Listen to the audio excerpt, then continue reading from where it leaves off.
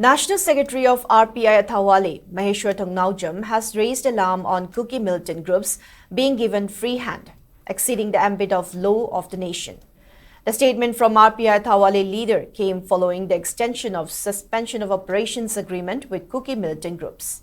In a video release, Maheshwar Thongnaujam questioned whether KUKI militants are protected under a special law. He asserted that the extension of SoO agreement is against the interest of various communities in Manipur and people have been demanding its revocation.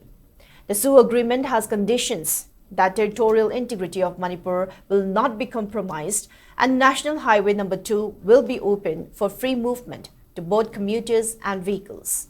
However, on the next day, KUKI Zoo Council made a complete U-turn, asserting that imaginary buffer zone will remain in place, which means Meitei cannot still access the national highway.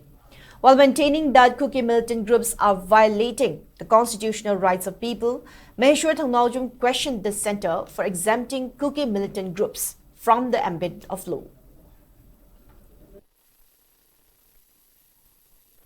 SoO'गी cadresingsi ground rule follow tawgidrabani ground rule loina violate tawrabani haibase miyam punamak na proof ka loina na khangabani sida muk SoO'gi agreement extend tawna pro-ruling su opposition su akoi yajaningdre aduna akoi leribo representative miyam MLA oiro MP oiro si SoO agreement extend tawbiranu sigi contradictory oire haibase hauzik po pung adyamna yamaba nongnini phajalak basida hujipo kem statement tholak tabong khai tumin lady base mayam sing se punjal laga post tawba yariba potsida tawdaba makai tumin laiba daw tawba amasu saudana ba saudana ba tawba man ba gum tawba utpase tasing na yaningde